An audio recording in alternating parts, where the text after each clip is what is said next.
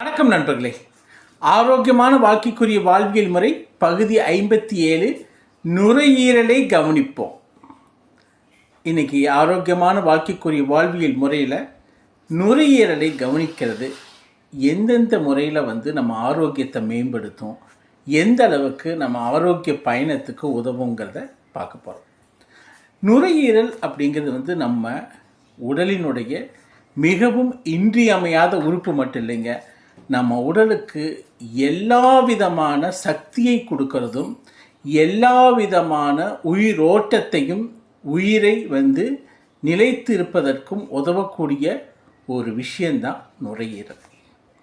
ஆனால் இந்த நுரையீரலுக்கு நம்ம அவ்வளவு இம்பார்ட்டன்ஸ் கொடுக்குறோமா அப்படின்னு பார்த்தீங்கன்னா, நம்ம நிறைய விஷயங்களை அதுக்கு நம்ம தீங்கு தான் பண்ணுறோம்.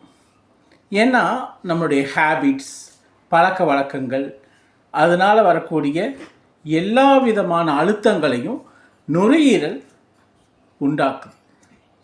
ஸோ இந்த அழுத்தங்களை நுரையீரலுக்கு கொடுக்கறதுனால உண்டாகுது. நம்ம எந்த அளவுக்கு நுரையீரலை கவனிக்கிறோம் அப்படின்னு பார்த்தோம்னா ரொம்ப ரொம்ப குறைவு தான். எல்லா விதமான உறுப்புகளும் இயங்கிறதுக்கு ஆக்சிஜனை கொடுக்கறது நுரையீரல். நுரையீரல் தான் உடலினுடைய எல்லா விதமான தேவைகளையும் பூர்த்தி செய்யுது. அதே மாதிரி ஒரு மனிதன் உயிரோடு இருக்கிறது அப்படிங்கிறதே நுரையீரலுடைய தலை சிறந்த பணினால தான். ஆனால் நம்ம வாழ்க்கையில் இன்றைக்கி பொல்யூஷன் அதிகமாகிடுச்சு.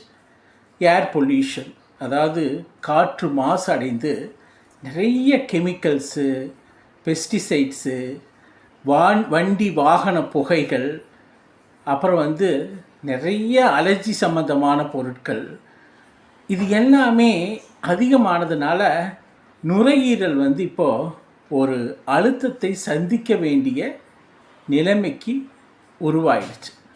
நீங்கள் பார்த்தீங்கன்னா பியூர் ஆக்சிஜனே வளிமண்டலத்தில் நமக்கு கிடைக்கிறது சிட்டிஸில் ரொம்ப அரிதாயிட்டு வருது.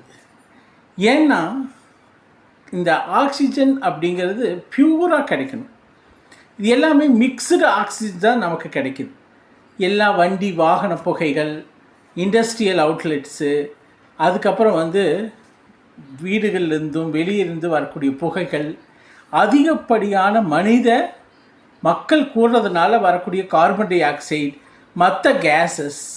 ஸோ இந்த நுரையீரலை கவனிக்கிறங்கிறது எப்படின்னா, நம்ம ஒரு சுற்றுப்புறத்தை எப்போவுமே தூய்மையாக